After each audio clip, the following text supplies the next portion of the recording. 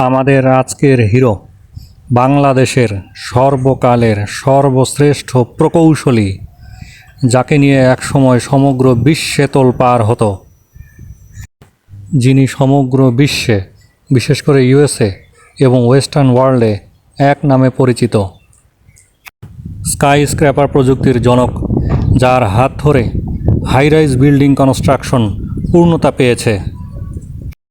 তিনি ফজলুর রহমান খান, যিনি পাশ্চাত্যে FR খান নামে পরিচিত। বাংলাদেশ তো বটেই, সমগ্র বিশ্বেই একজন অত্যন্ত সম্মানিত প্রকৌশলী FR খান, যার নাম হর হামেশাই বারাক ওবামা থেকে শুরু করে বিশ্বের সর্বোচ্চ নেতারা বিভিন্ন প্রোগ্রামে বিভিন্ন ইস্যুতে মেনশন করে থাকেন। বুয়েটের এই অ্যালামনাই ছিলেন একজন ক্ষণজন্মা অত্যন্ত প্রতিভাবান স্ট্রাকচারাল ইঞ্জিনিয়ার এবং আর্কিটেক্ট। ছাত্রজীবন শুরু করেন আরমানিটোলা গভর্নমেন্ট হাই স্কুল থেকে। পরবর্তীতে সিভিল ইঞ্জিনিয়ারিংয়ের উপরে স্নাতক শেষ করেন আহসানুল্লাহ ইঞ্জিনিয়ারিং কলেজ থেকে, যা বর্তমানে পরিচিত Bangladesh university of engineering and technology তথা বুয়েট নামে। এরপর মেধার জোরে একটি ফুল ব্রাইট স্কলারশিপ নিয়ে এবং এর সাথে একটি গভর্নমেন্ট স্কলারশিপ নিয়ে 1952 সালে তিনি ইউএসএতে পাড়ি জমান এবং সেখান থেকেই শুরু হয় এক স্বপ্নের অধ্যায়, university of Illinois at Urbana. তাকে অভ্যর্থনা জানায় অত্যন্ত সাধারণ একজন শিক্ষার্থীর মতো, যারা জানতো না এই প্রতিভা পরবর্তীতে তাদের বিশ্ববিদ্যালয়কে কতটা সম্মানিত অবস্থায় নিয়ে যাবে। মাত্র 3 বছরে তিনি দুইটি মাস্টার্স ডিগ্রি অর্জন করেন, যার একটি স্ট্রাকচারাল ইঞ্জিনিয়ারিংয়ের উপরে এবং অপরটি থিওরিটিক্যাল অ্যান্ড অ্যাপ্লাইড মেকানিক্সের উপরে।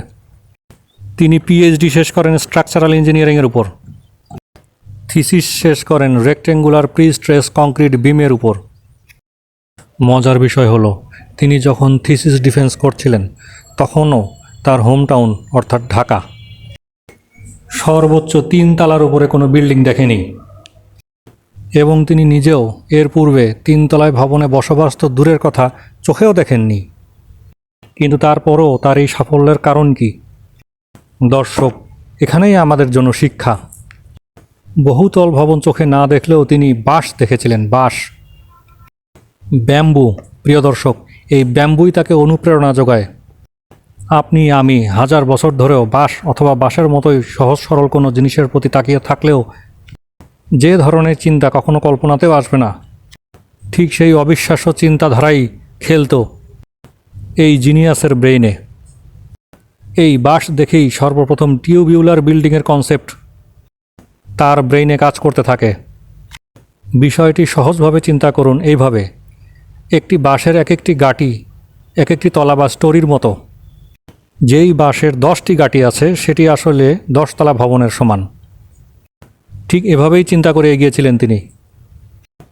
এর আগে বাঁশের কেল্লা বানিয়ে ইংরেজদের রীতিমতো ধাঁধায় ফেলে দিয়েছিলেন তিতুমির। এইবার বাঁশ দিয়ে বিশ্ব জয় করলেন FR খান। কর্মজীবনের শুরুতে 1955 সালে শিকাগোতে তিনি প্রথম যে ফার্মের সাথে যুক্ত হন তা হচ্ছে স্কিডমোর, ওয়িংস অ্যান্ড মেরিল। সেখানেই তার সাথে পরিচয় হয় ব্রুস গ্রাহাম নামের আরেক আর্কিটেক্টের সাথে, যার সাথে জীবনের বাকিটা সময় একসাথেই পার্টনারশিপে কাজ করে গেছেন তিনি। তার টিউব স্ট্রাকচার কনসেপ্টের প্রথম বিল্ডিংটি ছিল Chestnut De Witt apartment building. 1960 থেকে 70-এর মধ্যে তার যে অবদানগুলোর জন্য তিনি সারা বিশ্বে সমাদৃত হন, তার একটি হলো 100 তলা বিশিষ্ট জন হ্যানকক সেন্টার এবং অপরটি 110 তলা বিশিষ্ট সিয়ার্স টাওয়ার, পরবর্তীতে যার নাম হয় উইলিস টাওয়ার, যেটি 1998 সাল পর্যন্ত পৃথিবীর সবথেকে উঁচু ভবন হিসেবে পরিচিত ছিল। অর্থাৎ 1998 সাল পর্যন্ত পৃথিবীর সবথেকে উঁচু টাওয়ারটির ডিজাইনার ছিলেন একজন বাংলাদেশি। তার একটি বিখ্যাত উক্তি, যা পরবর্তীতে অসংখ্য ইঞ্জিনিয়ারকে তাদের স্ব ক্ষেত্রে সর্বোচ্চ অবদান রাখতে অনুপ্রাণিত করে, সেটি হলো, "The technical man must not be lost in his own technology. He must be able to appreciate life. And life is art, drama, music, and most importantly, people." অর্থাৎ তোমার নিজের আবিষ্কারের নেশায় বুঁদ হয়ে দুনিয়া থেকে হারিয়ে যেও না। তোমাকে অবশ্যই লাইফ এনজয় করতে হবে। আর খানের পূর্বে টল বিল্ডিং ডিজাইন ডমিনেট করেছিল রিজিড স্টিল ফ্রেম স্ট্রাকচার, কিন্তু তার ইন্ট্রোডিউস করা স্কাই স্ক্র্যাপার কনসেপ্টটি এর লিমিটেশন দূর করে এবং টল বিল্ডিং ডিজাইনে একটি নতুন যুগের সূচনা করে। রিজিড স্ট্রাকচারাল সিস্টেমের পরিবর্তে তিনি নিয়ে আসেন টিউব স্ট্রাকচারাল সিস্টেম, যার মধ্যে ছিল ফ্রেমড টিউব, ট্রাস্ট টিউব এবং বান্ডেল টিউব ভ্যারিয়েন্টস।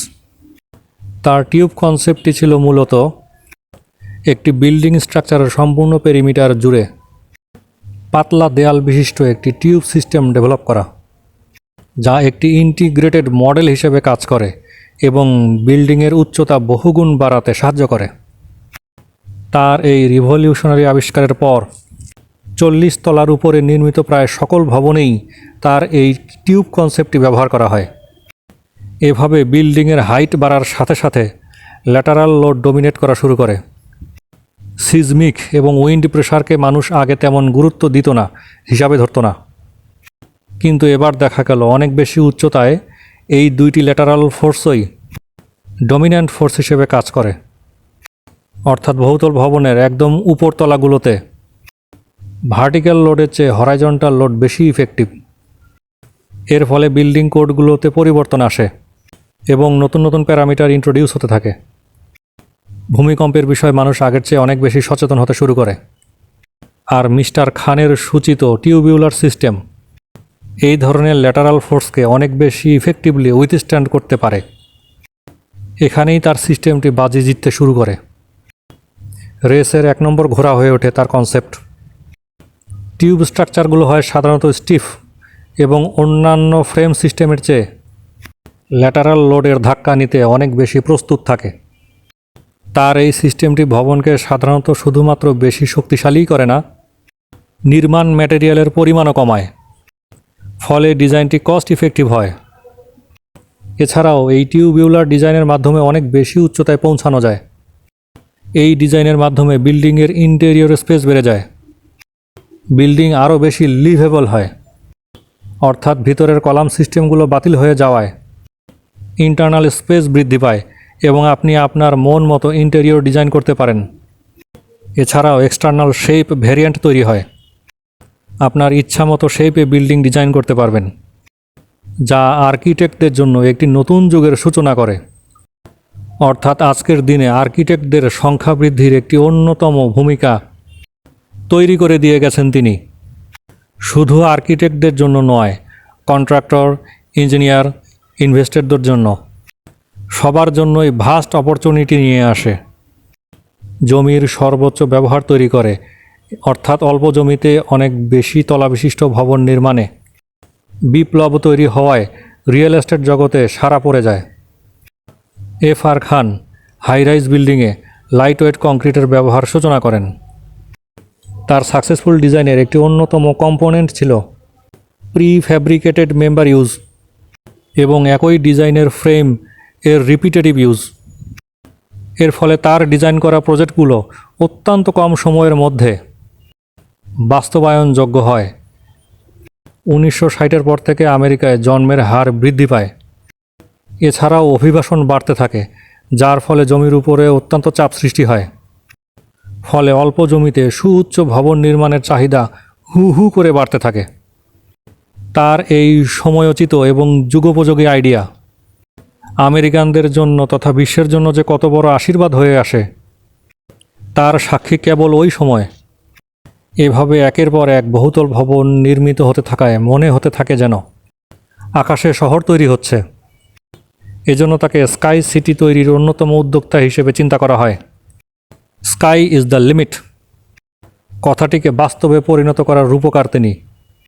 মিস্টার খানের সূচনা করা টিউব স্ট্রাকচারাল সিস্টেমগুলোর মধ্যে একটি উল্লেখযোগ্য ডিজাইন হচ্ছে ফ্রেমড টিউব ডিজাইন, যার সাহায্যে তিনি ডিজাইন করেন প্লাজা অন ডেউইট এবং পরবর্তীতে একই কনসেপ্টে ডিজাইন করা হয় ওয়ার্ল্ড ট্রেড সেন্টার।